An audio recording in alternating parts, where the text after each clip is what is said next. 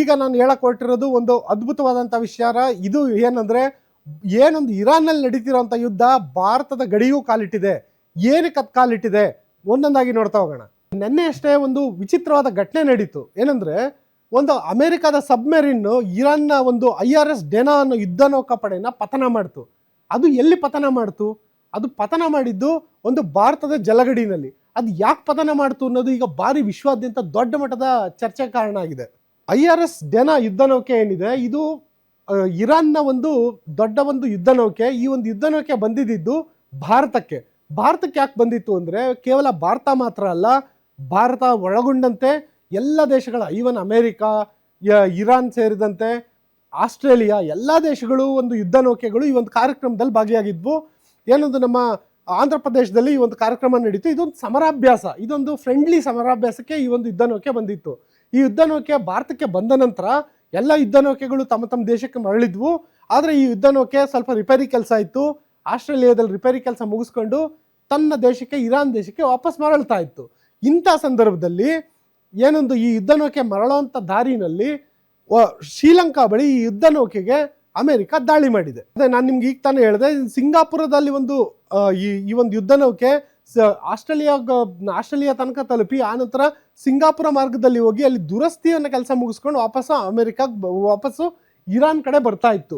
ಈ ವೇಳೆ ಅಮೆರಿಕ ಒಂದು ಟಾರ್ಪೆಡೋ ದಾಳಿಯನ್ನು ನಡೆಸಿದೆ. ಟಾರ್ಪೆಡೋ ಅಂದ್ರೆ ಈ ಸಬ್ಮೆರಿನ್ ಏನ್ ಬರುತ್ತೆ, ಆ ಸಬ್ಮೆರಿನ್ ನಿಂದ ಆರುವಂತ ಕ್ಷಿಪಣಿಯನ್ನ ಟಾರ್ಪೆಡೋ ಅಂತ ಕರೀತಾರೆ. ಅದು ನೀರಿನ ಆಳದಲ್ಲಿ ಹೋಗುತ್ತೆ.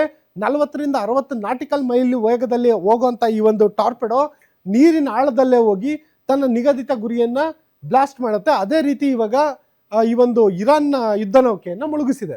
ಜಲಾಂತರ್ಗಾಮಿ ಮಾರ್ಕ್ 48 ಅಂತ ಇದು ಟಾರ್ಪೆಡೋ. ಈ ಟಾರ್ಪೆಡೋ ಇರಾನ್ನ ಯುದ್ಧ ನೌಕೆಯನ್ನ ಉಡಿಸ್ ಮಾಡಿರೋದು. ಈ ಮಾರ್ಕ್ 48 ಅನ್ನೋ ಟಾರ್ಪೆಡೋ ಏನಿದೆ, ಇದು ನಿಜಕ್ಕೂ ಅತ್ಯಂತ ಘಾತಕವಾದಂತಹ ಒಂದು ಟಾರ್ಪೆಡೋ.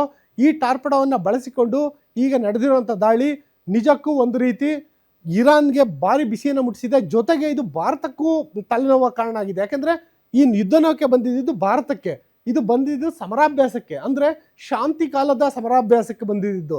ಆದ್ರೆ ಅದು ಇವಾಗ ಧ್ವಂಸ ಆಗಿದೆ. ಜೊತೆಗೆ 100 ಜನರ ಒಂದು ಸಾವಿಗೆ ಕಾರಣ ಆಗಿದೆ. ಇದಕ್ಕೆ ಯಾರು ಉತ್ತರ ಅಂತ ಹೇಳ್ಬಿಟ್ಟು ಈಗ ಭಾರತ, ಶ್ರೀಲಂಕಾ ಸೇರಿದಂತೆ ಎಲ್ಲ ರಾಷ್ಟ್ರಗಳು ಕೇಳುವಂತಾಗಿದೆ. ನೋಡಿ, ಇದೊಂದು ಟಾರ್ಪೆಡೋ ಏನು ಅಂತ ಕರೀತಾರೆ. ಇದೊಂದು ಅಮೆರಿಕದ ಯುದ್ಧ ನೌಕೆಯಿಂದ ಹೊರಟಂತ ಟಾರ್ಪೆಡೋ ಏನಿದೆ, ಈ ಟಾರ್ಪೆಡೋ ಈ ಒಂದು ಇರಾನ್ನ ಒಂದು ಯುದ್ಧ ನೌಕೆಗೆ ಹೊಡೆಯುವಂಥ ಈ ಟಾರ್ಪೆಡೋ 900 ಮೀಟರ್ ಸಮುದ್ರದ ಆಳದವರೆಗೂ ಹೋಗುವಂಥ ಸಾಮರ್ಥ್ಯವನ್ನು ಹೊಂದಿತ್ತು. ಅಂದರೆ ಈ ಟಾರ್ಪೆಡೋನ ಒಂದು ಸತಿ ಗುರಿ ಲಾಕ್ ಮಾಡಿದ್ರೆ ಅದು ಸಮುದ್ರದ ಆಳದಲ್ಲಿ 900 ಮೀಟರ್ವರೆಗೂ ಹೋಗಿ ಗುರಿ ಮುಟ್ಟೋ ಸಾಮರ್ಥ್ಯವನ್ನು ಈ ಕ್ಷಿಪಣಿ ಹೊಂದಿದೆ. ಮತ್ತೆ ಇದೊಂದು ಕ್ಷಿಪಣಿ ಏನಿದೆಯಲ್ಲ, ಇದು ಒಂದ್ಸತಿ ಲಾಂಚ್ ಮಾಡಿದ ತಕ್ಷಣ ಇದೊಂದು ದೀಪಾವಳಿ ರಾಕೆಟ್ ಥರ ಅಲ್ಲ, ಒಂದ್ಸತಿ ಹಚ್ಚಿದ್ರೆ ಅದೆಲ್ಲ ಹೋಗಿ ಬೀಳುತ್ತೆ ಅಂತ. ಅದನ್ನ ರಿಮೋಟ್ನಲ್ಲಿ ಅದನ್ನು ಬದಲಾಯಿಸೋ ಸಾಮರ್ಥ್ಯ ಇದೆ. ಏನಾದರೂ ಒಂದು ವೇಳೆ ಯುದ್ಧ ನೌಕೆ ಬೇರೆ ಬೇರೆ ಮಾರ್ಗದಲ್ಲಿ ತಿರುಗಿದ್ರೆ ಅವಾಗ ಅದನ್ನ ರಿಮೋಟ್ ಮೂಲಕ ದಿಕ್ಕನ್ನು ಬದಲಾಯಿಸ್ಬೋದು. ಅಂದರೆ ನಿಗದಿತ ಗುರಿಯನ್ನು ಲಾಕ್ ಮಾಡಿದ ನಂತರ ಕೂಡ ಅದರ ದಿಕ್ಕನ್ನು ಪದೇ ಪದೇ ಬದಲಿಸುವಂಥ ಸಾಮರ್ಥ್ಯ ಈ ಒಂದು ಟಾರ್ಪೆಡೋಗಿತ್ತು. ಆ ಟಾರ್ಪೆಡೋ ಇವತ್ತು ದೊಡ್ಡ ಮಟ್ಟದಲ್ಲಿ ಹಿಟ್ ಮಾಡಿದೆ. ಇನ್ನು ಇದೊಂದು ಇತಿಹಾಸವನ್ನು ಗಮನಿಸ್ತಾ ಹೋದ್ರೆ, 2ನೇ ಮಹಾಯುದ್ಧದ ನಂತರ ಪತನವಾದ 4ನೇ ಯುದ್ಧ ನೌಕೆ ಇದು IRS ಡೆನಾ. ಈ ಹಿಂದೆ ಯಾವ್ಯಾವ ಯುದ್ಧ ನೌಕೆಗಳು ಪತನ ಆಗಿತ್ತು ಅಂತ ನೋಡಿದ್ರೆ, 2ನೇ ಮಹಾಯುದ್ಧದ ಸಮಯದಲ್ಲಿ ಸಾಕಷ್ಟು ಯುದ್ಧ ನೌಕೆಗಳನ್ನ ಏನೊಂದು ಜರ್ಮನಿಯ ಜಲಾಂತರ್ಗಾಮಿ ನೌಕೆಗಳು ಮುಳುಗಿಸಿದ್ವು. ಜೊತೆಯಲ್ಲಿ ಅಮೆರಿಕಾದ ಜಲಾಂತರ್ಗಾಮಿ ನೌಕೆಗಳಾಗಿರ್ಬೋದು, ಬ್ರಿಟನ್ನ ಜಲಾಂತರ್ಗಾಮಿ ನೌಕೆಗಳಾಗಿರ್ಬೋದು, ಶತ್ರು ದೇಶದ ಹಡಗುಗಳನ್ನ ಮುಳುಗಿಸೋದಕ್ಕೆ ಈ ರೀತಿಯಾದಂತಹ ಜಲಾಂತರ್ಗಾಮಿಯನ್ನ ಬಳಕೆ ಮಾಡ್ಕೊತಿದ್ವು, ಅಂದ್ರೆ ಸಬ್ಮೆರಿನ್ಗಳನ್ನ ಬಳಕೆ ಮಾಡ್ಕೊತಿದ್ವು. ಆದ್ರೆ ಇವತ್ತು ನಡೆದಿರೋಂಥದ್ದು ಇದು ಇತಿಹಾಸದಲ್ಲೇ ಅತ್ಯಂತ rarest of the rare case ಅಂತ ಹೇಳ್ಬೋದು. ಇನ್ನು ಇರಾನ್ಗೆ ವಾಪಸ್ ಆಗೋವರೆಗೆ ಇದಕ್ಕೆ ಭಾರತದ ರಕ್ಷಣಾ ಹೊಣೆಗಾರಿಕೆ ಇತ್ತು ಅಂತ ಮ್ಯಾಟ್ರು. ಏನಂದ್ರೆ ಈ ಒಂದು ಈ ಒಂದು ಯುದ್ಧ ನೌಕೆ ಏನಿದೆ ಇರಾನ್ದು, ಇದು ಶಾಂತಿ ಉದ್ದೇಶಕ್ಕೆ ಬಂದಿದ್ದು, ಸಮರಾಭ್ಯಾಸಕ್ಕೆ ಬಂದಿದ್ದು. ಇದನ್ನ ಕರೆಸ್ಕೊಂಡಿದ್ದು ಭಾರತ ಆಗಿದ್ರಿಂದ ಇದು ವಾಪಸ್ ಆಗುವವರೆಗೆ ಭಾರತಕ್ಕೂ ಕೂಡ ರಕ್ಷಣೆ ಹೊಣೆಗಾರಿಕೆ ಇದೆ ಅಲ್ವಾ. ಓಕೆ, ಇದು ಆಸ್ಟ್ರೇಲಿಯಾಗೆ ಹೋಗಿದ್ದಿರ್ಬೋದು ಅಥವಾ ಸಿಂಗಾಪುರಕ್ಕೆ ಹೋಗಿದ್ದಿರ್ಬೋದು, ಅಲ್ಲೆಲ್ಲ ರಿಪೇರಿ ಕೆಲಸ ಮುಗಿಸ್ಕೊಂಡು ಆ ನಂತರ ಬರ್ತಿರೋದಿರ್ಬೋದು. ಆದರೆ ಆರಂಭದಲ್ಲಿ ಅದು ಹೊರಟಿದ್ದು ಭಾರತಕ್ಕೇನೆ. ಹಾಗಾಗಿ ರಕ್ಷಣೆಯಲ್ಲಿ ಭಾರತಕ್ಕೂ ಹೊಣೆಗಾರಿಕೆ ಇದೆ ಅನ್ನೋ ಮಾತುಗಳು ಕೂಡ ಈಗ ಸದ್ಯಕ್ಕೆ ಕೇಳಿ ಬರ್ತಾ ಇದೆ.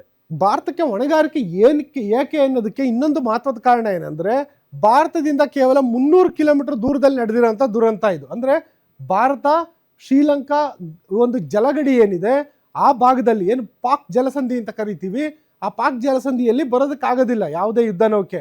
ಯಾವುದೇ ಅಡಗು ಬರೋಕ್ಕಾಗಲ್ಲ, ಯಾಕೆಂದ್ರೆ ಅಲ್ಲಿ ರಾಮಸೇತು ಇದೆ. ಹಾಗಾಗಿ ಶ್ರೀಲಂಕಾವನ್ನ ಸುತ್ತಾಕೊಂಡು ಬರ್ಬೇಕದು ಬಂಗಾಳ ಕೊಲ್ಲಿಯಿಂದ ಬರೋ ಸಂದರ್ಭದಲ್ಲಿ. ಶ್ರೀಲಂಕಾವನ್ನ ಸುತ್ತಾಕೊಂಡು ಬರೋ ಸಂದರ್ಭದಲ್ಲಿ ಭಾರತದಿಂದ 300 ಕಿಲೋಮೀಟರ್ ದೂರದಲ್ಲಿ ಶ್ರೀಲಂಕಾ ಕರಾವಳಿಗೆ ಸಮೀಪದಲ್ಲಿ ಈ ಒಂದು ಘಟನೆ ನಡೆದಿರೋದು. ಹಾಗಾಗಿ ಇದರಲ್ಲಿ ಭಾರತದ ಒಂದು ರಕ್ಷಣೆಯ ಪಾತ್ರ ಕೂಡ ಇದೆ ಅನ್ನೋ ಒಂದು ವಾದ ಕೇಳಿ ಬರ್ತಾ ಇದೆ. ನಿಮ್ಮೂರಿನಿಂದ ವಿಶ್ವ ಮಟ್ಟದವರೆಗೆ ರಾಜಕೀಯ, ಸಿನಿಮಾ, ಸ್ಪೋರ್ಟ್ಸ್ ಯಾವ ಸುದ್ದಿಯೂ ಮಿಸ್ ಆಗಲ್ಲ. ಬರೀ ಸುದ್ದಿಯಷ್ಟೇ ಅಲ್ಲ, ಜೊತೆಯಲ್ಲೇ ಇರುತ್ತೆ ವಿಶ್ಲೇಷಣೆ.